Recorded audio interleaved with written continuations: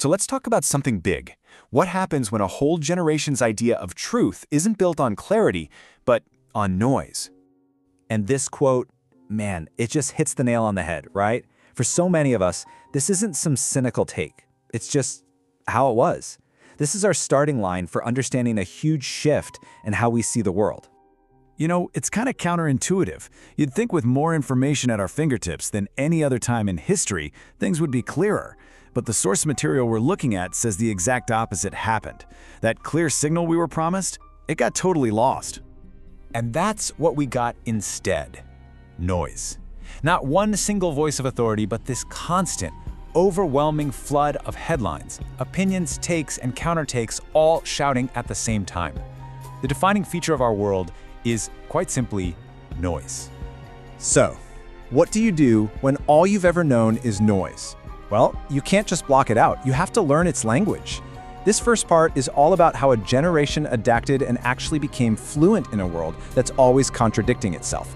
So, what does that look like in practice? Well, you get a generation that's deeply self-aware, totally comfortable holding two opposing ideas in their head at once, and really good at spotting the patterns underneath it all. But the biggest shift? It's in the questions they ask.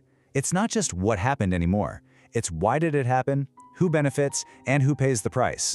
But here's the thing. Becoming fluent in noise doesn't make life easier. Not at all. In fact, it does the opposite. Real awareness doesn't give you simple answers. It adds weight. It forces you to deal with the messy, complicated truth instead of settling for a clean, simple story. Okay, so if this generation developed a whole new way of seeing things, what were they seeing through? What were they rejecting? That brings us to what we could call the outdated proxies. You know, the classic, traditional sources of truth that just weren't cutting it anymore. And the breakdown really happened on three main fronts. You had polls, which tried to give us a static snapshot of a world that was moving at lightning speed. You had experts, who we realized were filtering reality through their own incentives, conscious or not. And you had our big institutions, which were, let's be honest, just built for a much slower world. They just couldn't keep up. Now, what's really important to get here is that this isn't about pointing fingers or blaming anyone. It's not a story about villains. It's a story about tools that just became obsolete. The world basically outgrew the very systems it had built to understand itself. Okay, so this is where things really start to shift. This is the turning point. People stopped demanding perfect, certain answers handed down from on high. Instead, they started asking for something totally different, something way more tangible: accountability. And we're not talking about accountability in the old school sense of a simple apology. No, this is a whole new definition. It's accountability that means you have to show your work, show your assumptions. And it's the kind that means you have real skin in a game, where you actually put your own beliefs and reputation on the line. Which all leads to this massive question. What actually happens when holding a belief is no longer cheap talk? When there are real, actual consequences for being right or wrong? And there it is, that's the answer. When there's a real cost to being wrong, honesty has a reason to show up. It's not even about being a good person. It's just a simple human truth. We all think a lot more carefully when something is actually at stake. This quote just sums it all up perfectly. It's a total rejection of the clean, finished product. The new ideal is seeing the process itself. The messy, uncertain, public fight, watching ideas crash into each other and slowly, maybe, converge towards something that feels true.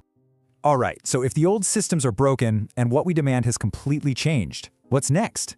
This final section is all about what these new systems for finding truth might actually look like in the real world. This whole new approach really boils down to three core principles. First, show your assumptions. Be upfront about where you're starting from. Second, show your work. Expose how confident you are. Don't ever pretend you're 100% certain. And finally, and this is crucial, you have to invite people in. Invite participation, invite challenges, invite collaboration. So what this all means is that we have to completely redefine what truth even is. It's not some static object you just go out and find, like a rock. It's a living thing. It's dynamic. It evolves. And it's constantly being shaped by new evidence, by incentives, by disagreement, and of course by time. And that brings us to a much more humble, but maybe a way more powerful, goal. The point isn't to be a fortune teller who can predict the future perfectly. The point is to understand the world together, just a little more honestly than we did yesterday. So I'll just leave you with this one last thought to chew on.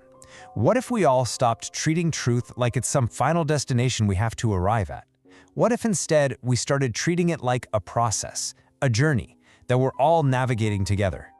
Just thinking about that, well, it could change everything.